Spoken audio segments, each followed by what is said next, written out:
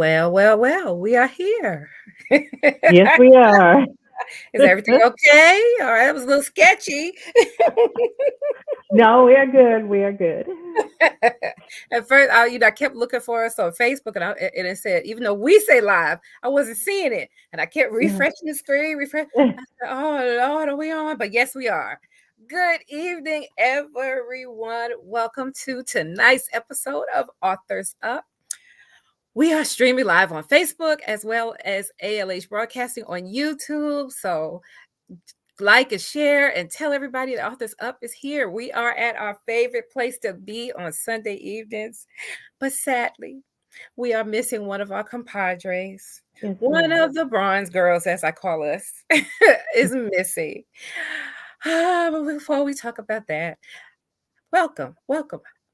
How are you tonight, Ruth?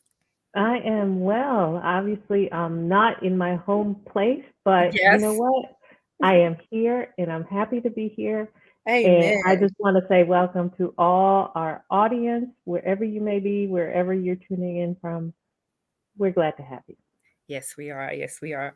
As I said, Andrea's not going to be with us tonight. She's not feeling well. So you out there say some words of comfort and prayers for her because we miss her. We miss her. We don't like when all three of us not here, but we understand, life be life and sometimes and Yep. it's just as it is. But nevertheless, we are here and we're gonna follow our normal schedule and do what we always do. And we're gonna start this with our weekend review. I think I'm first, huh? I'm first. Yeah, you are. All right. All right. My week was pretty okay. It was okay. The Okay. week was working and work is work. And we are off on Fridays for the summer, which everybody, for some reason this past week, everybody was counting down Thursday. Like we just can't, from 9 o'clock, people going, I just can't wait to go home. Uh-huh. Look forward to that Friday off. But this particular weekend was a good one for me. One of my best friends, she's the same person who I went to her birthday party 2 weeks ago. Hmm. Her youngest son lives here. So she told me she was going to be seeing me more often because her baby's here now.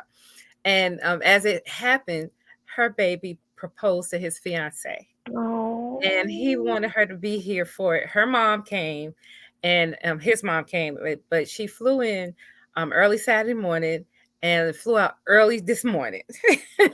But in the space of those 24 hours, we did the best that we could to just laugh. We were Mhm. laughing. It was just wonderful to see it. The proposal went off without a hitch. He had some of her best friends come in as a surprise. Oh. When I saw them, that girl she just was crying. She could not stop crying. She was so overwhelmed. And she knew it was coming, but she didn't see all the things that he did for her. And it was just beautiful. Okay, so if he had everyone, and again, these are your friends. You can keep it private enough, but how do you bring everyone in and her not know this is what he's planning? I don't Okay. know how he did it, but his mom flew. His mom lives in Charlotte, so she's only Okay. 2.5 away. So we were at the same hotel with her. He squared away the hotel arrangements, and they kept them away from the house. He had her go different places. It Oh, all just nice. kind of came together. He brought her best friends in at a lunch. Okay. He surprised her at the lunch after he popped the question privately, you know. But Okay. it was it all worked out when she walked back into her home. We were there, and she didn't see because she didn't know anybody's cars, because they're new to this area as well, and she Sure. didn't see the car. So she walked in, and we were there. She just almost fell down on the floor. It was just, I'm Oh, telling you. that's so Then they sweet. had a video. Other people who couldn't be there sent in little clips, and he put them all together in one video. So all the friends and family were giving their well wishes, welcoming her to the Oh. family. It just, just beautiful. I said, I still believe in love. Yeah, no, that kind of thing makes you, it Yes, just fills you. Yeah. it's just nice. And I, like I told my friend, so I've known her boys, of course, since they were born, and to watch him now take his place, as a man, her baby, it will be 33. It's just nice to see the cycle of life, just going on. And we were like, we're getting ready to go after dinner. We was like, we getting ready to go. We old, we going to bed. So that was my week, though. That was really more my weekend. So it started Hmm. the weekend with a lot of joy. So, Yeah. I'm joyful. But what about you? Well, same as you. Work is work, but we opted to. My husband and I flew up to Michigan, where I Hmm. currently am, um, kind of finish up things around his father's house. But we were also up here for my husband's 35th year high school reunion. Wow. Yes, and the thing is, so he just, when this is the first one I've attended, and it was just, he was like, yeah, it's just a few guys getting together, a few folks, right?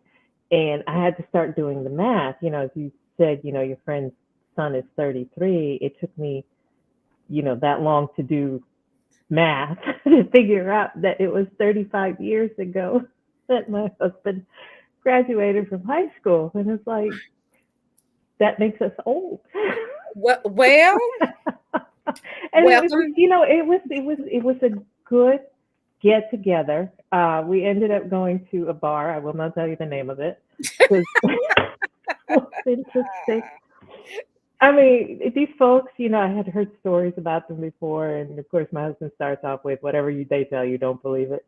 Um, Okay. it was just interesting. It was good. Uh, but it was just the same thing too. It's like, oh, it's 9 o'clock. It's time to go to bed. Man, I'm tired.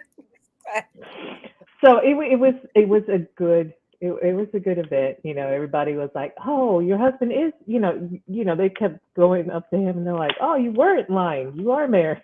Because Because he again, always goes without you. That's right, right. right. So I asked him, I'm like, well, how long till the next one? He was like, well, we'll do it again in 5 years. I'm like, oh yeah, we are getting up in that age range where you can't wait for the next 10 years. So Right. You it was better. good. That Yeah, was the highlight of my weekend so far. So that's good. Well, it was how long just you going to good. be in Michigan?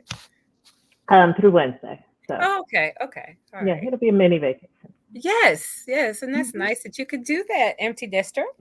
Yeah, that's correct. That is correct. So yeah. So it was a good weekend. It was a good week. And yeah, I'll look forward to sharing some more next week. Yeah, Of the because rest you'll of have the more week. So stories. that's it. That's it. Oh, But for yes. tonight, Yes. we Yes. We have have an a awesome guest. wonderful author waiting in the wings, and I will be reading her biography. So let's get into it. Lynnette Mawhinney, PhD, is an award winning writer, creator, and longtime educator. Dr. Mawhinney was a former high school English teacher at the School District of Philadelphia and transitioned into teacher education. She has conducted teacher trainings in the US, Vietnam, Taiwan, Thailand, South Africa, whew, Bahrain, and Egypt. All right. She's also professor of urban education and senior associate dean for strategic academic initiatives at Rutgers University in Newark. As a secret artist, she applies her craft of visual based approaches to her research and scholarship on the recruitment and retention of teachers of color. She is the author and editor of 5 academic books. In 2020, Dr. Mawhinney was the recipient of the American Educational Studies Association's Critic Choice Book Award for her co written book, There Has to Be a Better Way: Lessons from Former Urban Teachers. Aside from academic books, she is also a children's book author. Her first book, Lulu, the One and Only, received an acclaimed starred Kirkus Review, along with awards, such as the notable Social Studies Trade Book Award by the National Council for Social Studies and the Children's Book Council. Her new book, Mamie Phipps Clark, Champion for Children, is a biography, graphic novel for youth. And that is the book that we're going to be talking with her tonight. So stay tuned. And after a brief break, we'll be back with Dr. Mawhinney.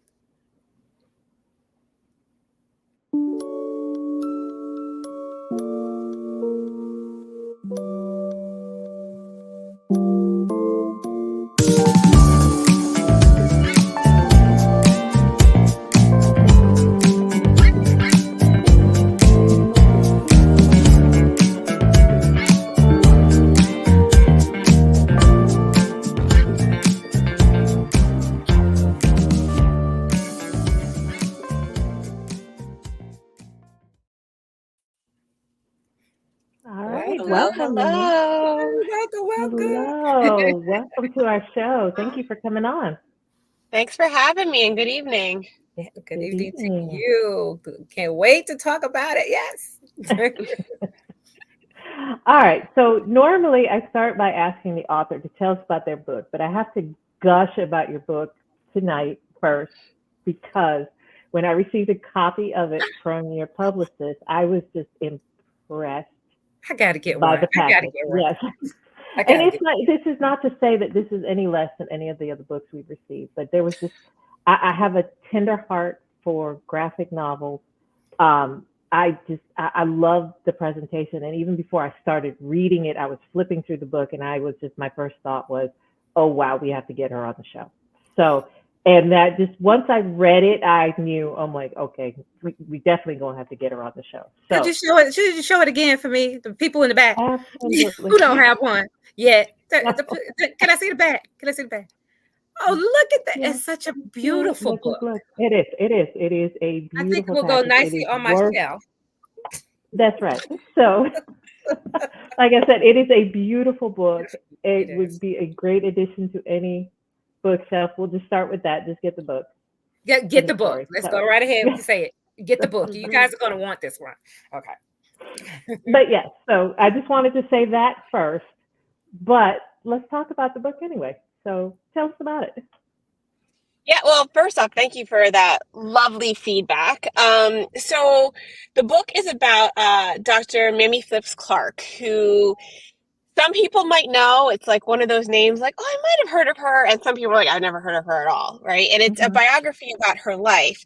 And what's interesting is that for this, some people were like, I think I heard her name. She's usually connected with a study that actually she created as a master's student, but then developed it out later on with her husband, Kenneth Clark, who often people know that name in psychology and they forget about her.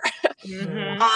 So this book kind of chronicles her life, growing up in Arkansas and, what that experience was like. Her father was the only Black physician in the area, which afforded some of these other privileges, but also what does that mean for responsibility for the community?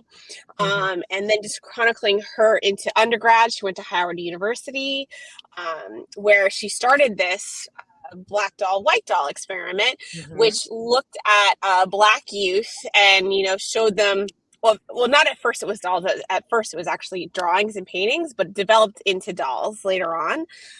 To just see how they were understanding Black identity, right? Which doll's good, which doll's bad. Right. This study has been done over and over again over many years and is still referenced. But Right. why it's so important for U.S. context is because it was the major catalyst for the Brown versus Board of Ed decision, which is what helped to desegregate schools in America. Right. They often quoted the Supreme Court judges often quoted that study as being a pinnacle piece of why they made the decisions. Now, there was a ton of different court cases leading up to that. Mm-hmm.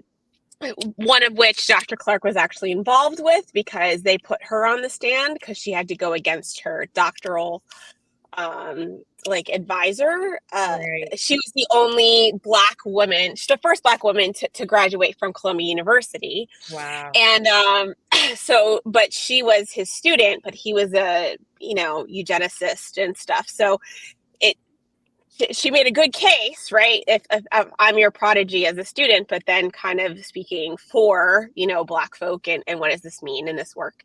But usually, if anyone heard her at all, it stops there. Like that's where her story stops. But Right. she's like way more than that. So even Mhm. past that, she went on and developed the Northside Center, which still exists almost 80 years Yes. now, still in Yes. existence in Harlem.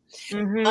And that was started to give youth in the area services like mental health services or any psychological services. And then it developed out into a school. So she was this huge visionary ahead of her time and did all this great work that's still, right? Like her work still resonates with all of us who's at any type of kindergarten through 12th grade schooling experience, right? Because it's like that work. The fact that she has this school that's still going and thriving and this center that still supports the Harlem community. She did all of these amazing things, but yet her story and her voice were very much under the radar. Right. Which became a challenge with trying to write this book. So this wasn't a normal pathway. So the publisher reached out to me and said, hey, we have this series of extraordinary women in psychology. So another author actually started to write this story, got stuck. Can you write this book? Can you write it? And I said, sure, challenge accepted. And I was the same way, like, yeah, I've heard her name. I think that sounds familiar, maybe in some class, right? But so I got to dive into finding her, and I quickly found that it was like finding Where's Waldo. It was really hard so it took 2 years of research to research about her life. And the reason was because of gender and how gender played out at that time. And to give you an example, I was in the Schomburg Center. So I went from everywhere to do research, from the Schomburg Center to the Library of Congress, just like all the places to try to find where she was. I reached out to Arkansas and to one of their historical societies down there. But I was in the Schomburg originally doing research, and a librarian and I came across a newspaper article. And this is to show why it was so hard to find her. It said, congratulations to these award recipients. And it had 3 pictures, right? So 2 white men and Dr. Clark. And it said, congratulations to, I don't remember the white names, but it was like, congratulations to Dr. John Smith. Congratulations to Dr. Sam Jones and Mrs. Kenneth Clark. So her title was gone. Her name was gone. And so, it was in that I was like, oh, I have to research differently. So I actually had to go through her husband's files in the Library of Congress to even find her story and her voice. But through there, I was able to find their love letters that they wrote each other. Yeah, I found everything. So there are actual letters in there, that are actually written from them. I think there's a great letter. So they eloped. So they got married when she was at Howard University. And at that time, if an undergrad woman got married while in school, you get kicked out. Yeah. So not for the man. Not the man. Let's make that clear. Not the man, though. Yep. Just the woman. But the woman. So they went and did this in secret. So they had this secret marriage, right? Didn't tell her parents, didn't tell her anything. Oh my God. And then finally, right, parents at least find out. And I found the letter that like Kenneth wrote to her parents being like, oh, no, y'all mad at me. Right. And like a piece of that letter is actually in here. Right. So actually getting to use real artifacts.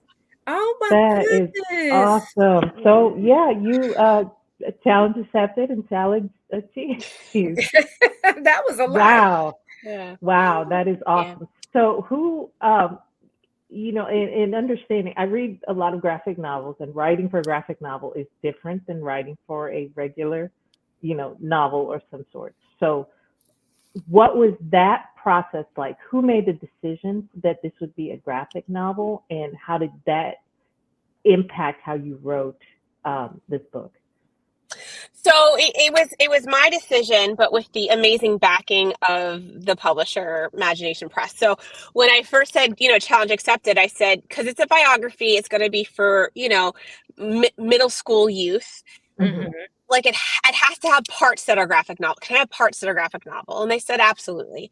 And then finally, when I did all that research and started writing it, I'm like, but it's got to be the whole thing. And so I went back to them and I'm like, okay, that's an expensive decision, right? Because more time with illustrators, what does that mean for the paper and the color?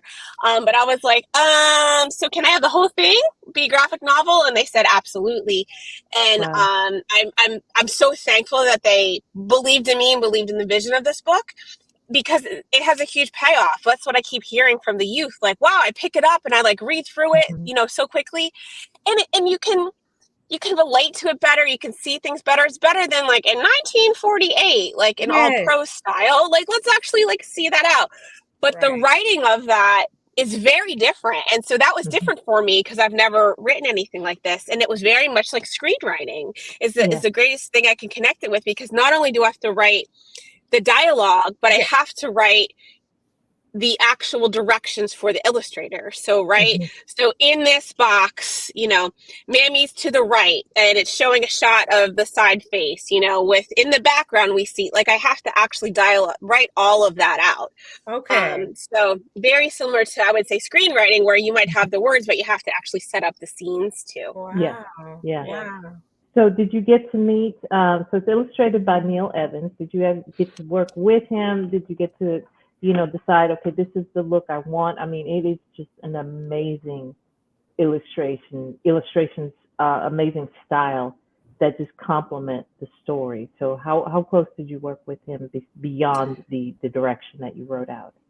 Yeah, so usually what happens is your editor sits between you. You can't necessarily talk to the Sure. illustrator. We have since, but during that process, they purposely have. Sorry, No. the light went out.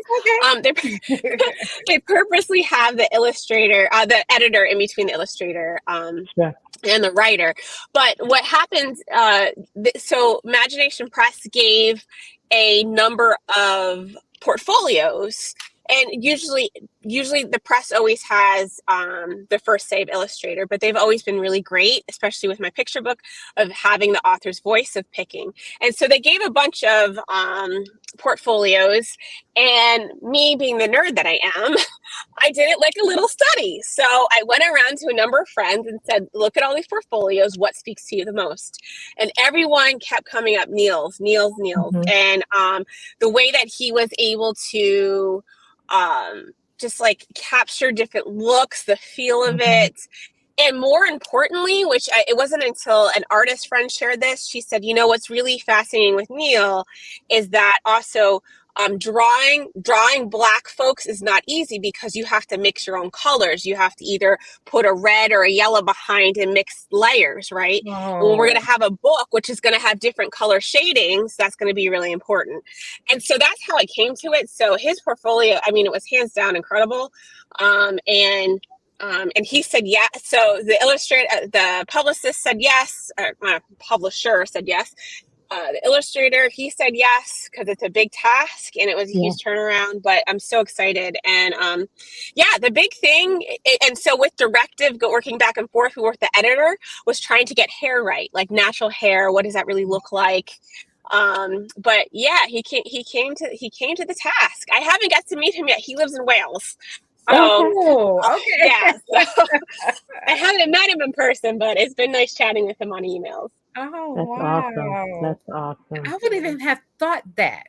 With, like you said, the skin tones and doing mixing the colors right. I wouldn't even have thought that was part of the process. Oh my goodness. Mhm. Oh, I'm sorry. Go Yeah. ahead. Sorry. No, that just adds another layer to it. Yeah. Just about the beauty and the presentation of it as well. Now it's just not a graphic novel. You also include educational and activities in it as well. So, given your background, I'm assuming that just automatically flows out of you.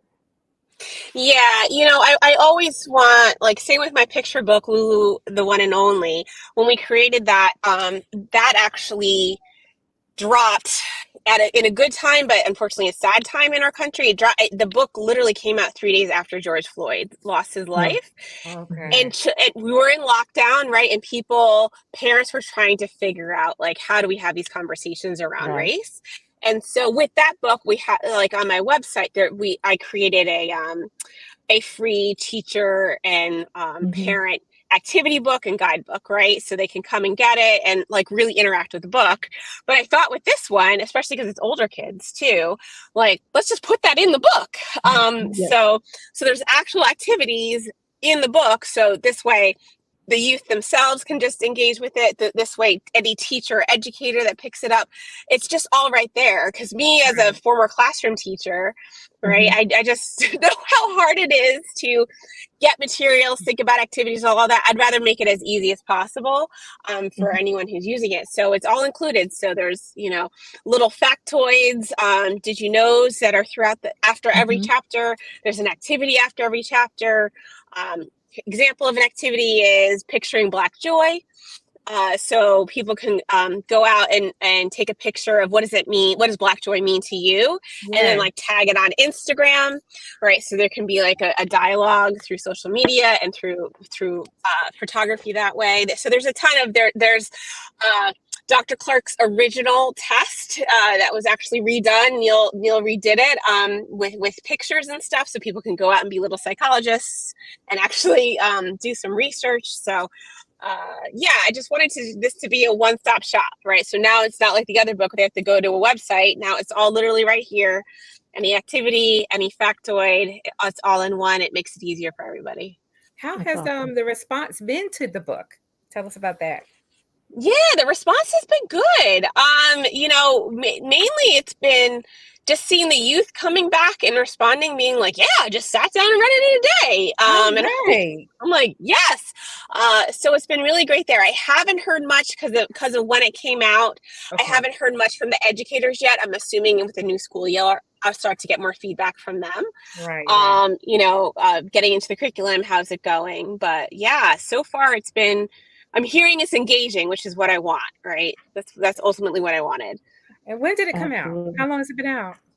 It came out, it had a weird drop. So it was supposed to come out April 30th, but then they rushed it to print in February to get Black History Month and Women's History Month. But I don't think many people knew it because all the date of the drop went out for April. So, yes. So I don't know. I had 2 birthdays, I guess we'll say.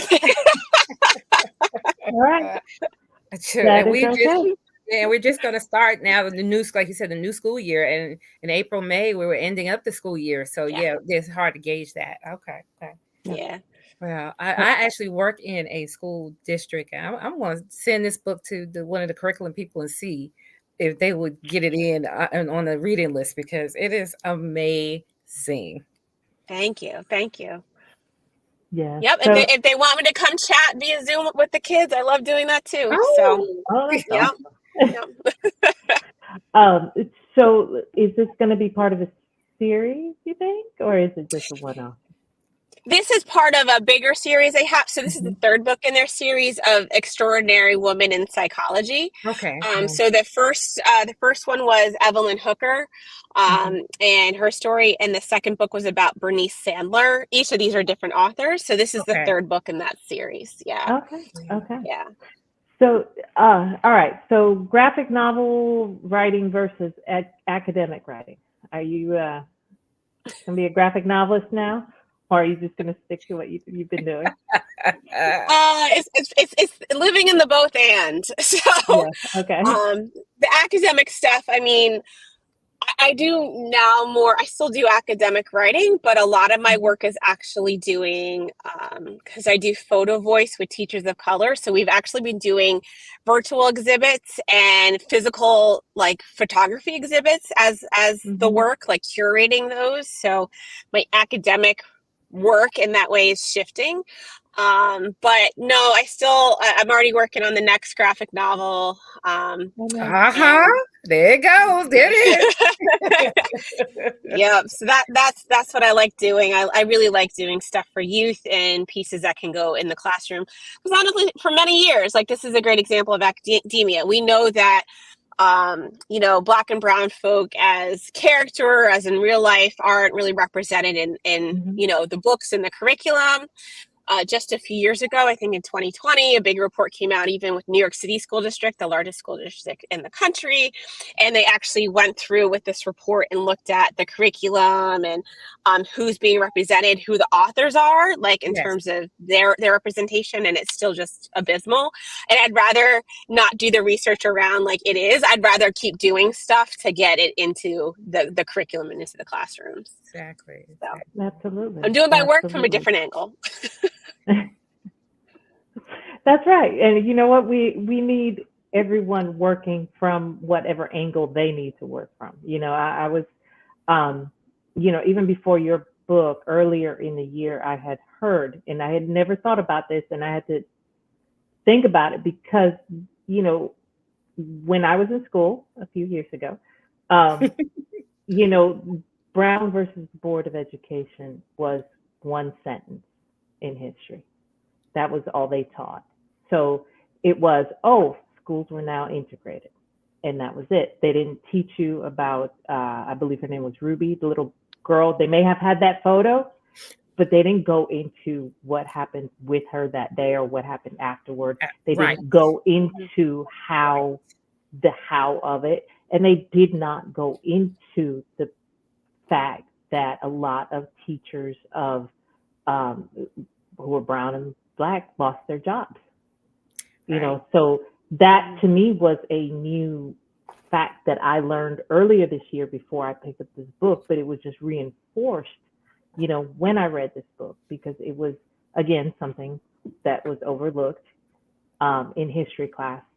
And it is, you know, just even understanding that I don't believe that that court case was a bad decision. It was just maybe nobody thought about the repercussions. Fall out, from it. Yeah. You know, what would happen after it. So that means that it is on us now to fix it however we can, you know.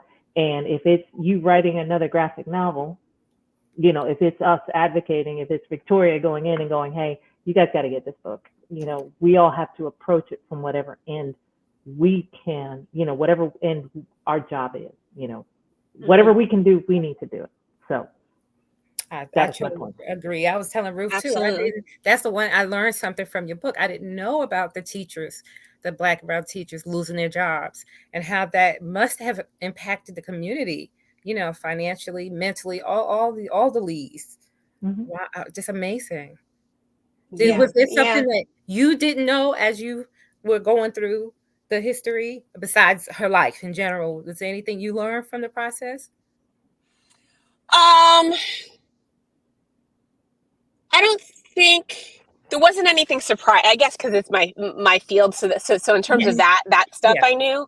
You know, I have been reflecting. We're 70 years now since Brown versus Board of Ed, right? It has a huge anniversary this year, and I've been reflecting on.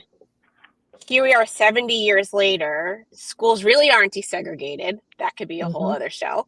Right, there's still court cases around that. We see it in New Jersey. There's still a number of active court cases around this. And we have a curriculum where in certain states, you know, there's these banning of books. So, right. So there's that's getting even more segregated versus desegregated. So it just, for me, it makes me reflective of, wow, this has been 70 years of this fight.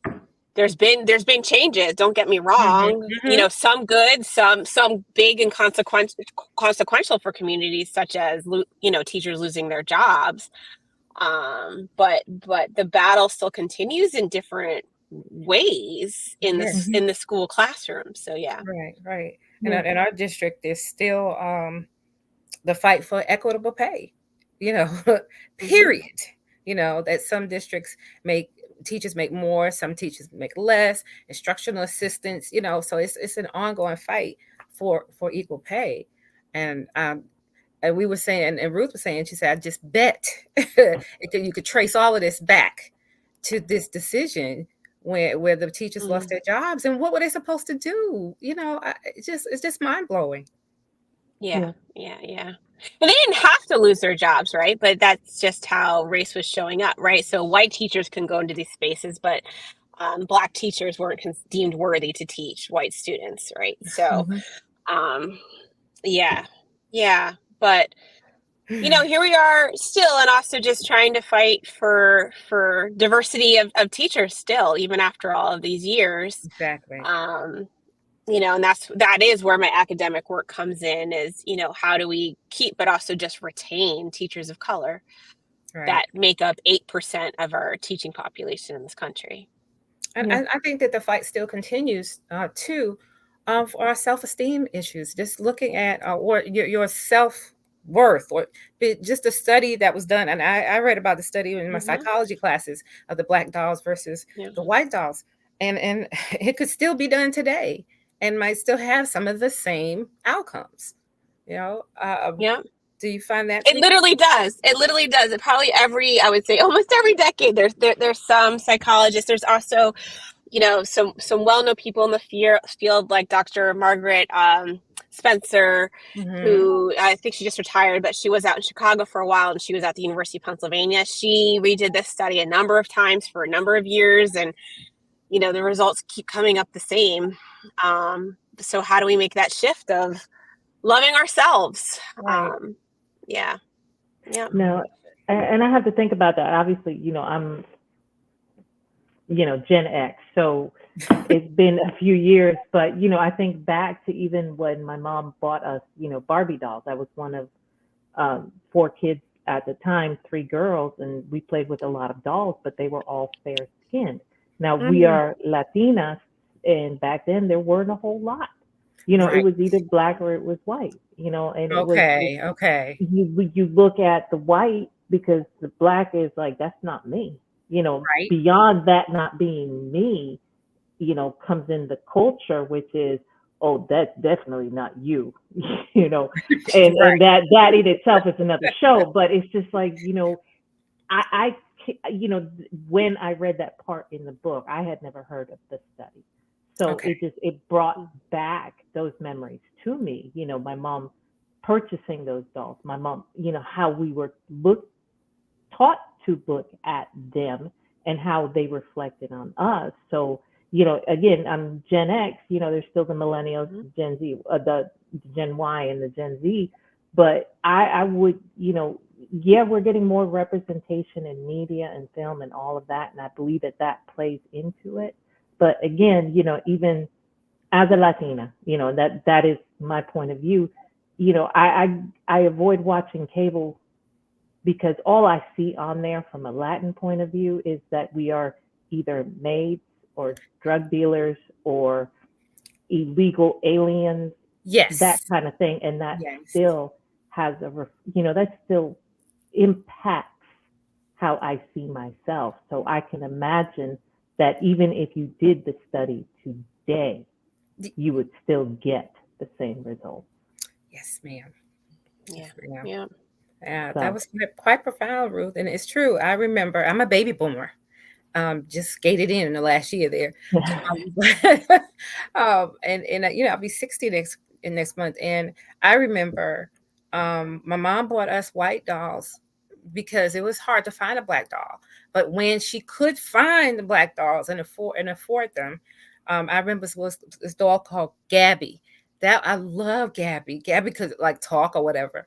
I love that doll. She was black, but she still had that straight hair that was not my experience, So but now you're seeing more of the dolls look more ethnic, and even sometimes that I think is poorly done too, because everybody doesn't have that type of hair either. So it's just hard. But I remember definitely having black and white dolls, and I was made to feel like it was something wrong, because growing up in New York, you saw all cultures. I grew up seeing interracial couples, and my experience of black being wrong was watching stuff that happened on the news, but it didn't happen in my neighborhood. Well, we had the gangs, black against the Puerto Rican, that's what they call them, Puerto Rican gangs and things like that.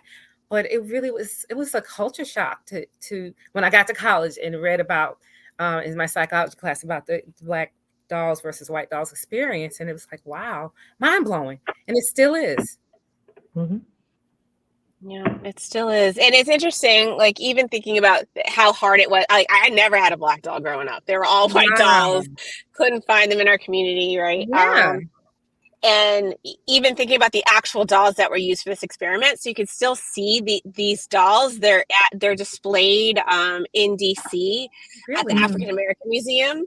I gotta go. Or I I found this weekend people who live down there called the Blacksonian, and I was like, okay.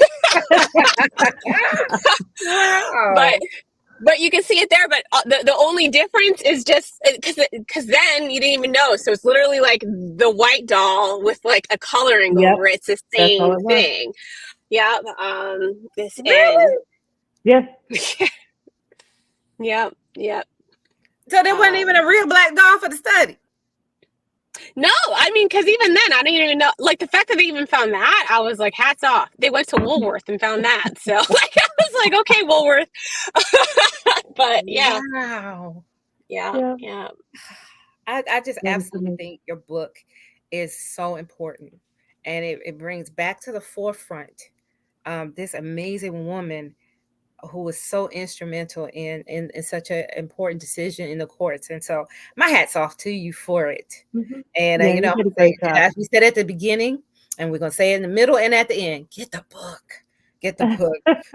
Where can our viewers and listeners get your book or get in touch with you to tap into these resources and your website and all, because it's just phenomenal, and I personally pray it just continues to blow up, that your book will Thank you. get national attention because it deserves it.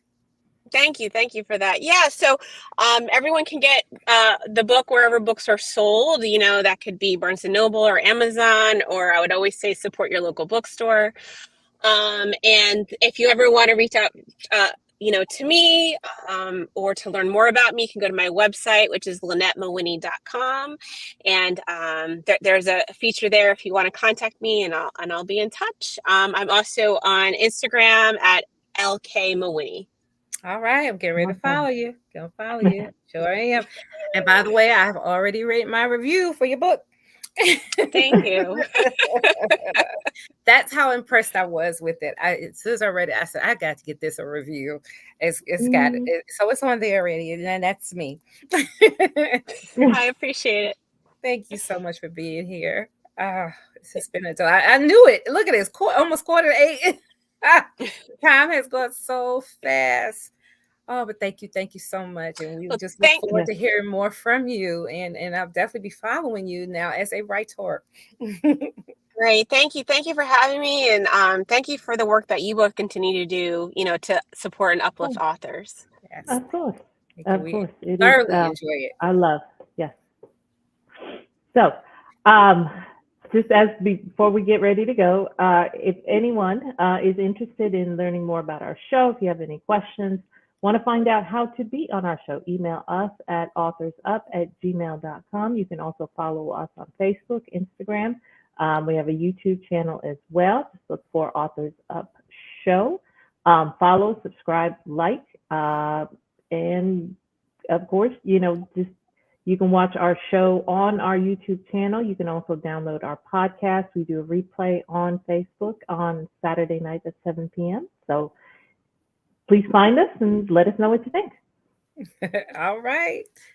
Yay. Thank you, Ruth. And thank you once again, everybody. We just appreciate you for being here. Please remember to watch the replay and come on back next week. As we always like to end and say, you never know what's going to happen on Authors Up. So we look forward to All right. seeing you next week right here at 7 p.m. Good night, Ruth. Good night, Bronze Girls. And Good much, night. much, much, much prayers and love to Andrea, who couldn't be with us tonight. We miss you, and we'll see you next week. All right.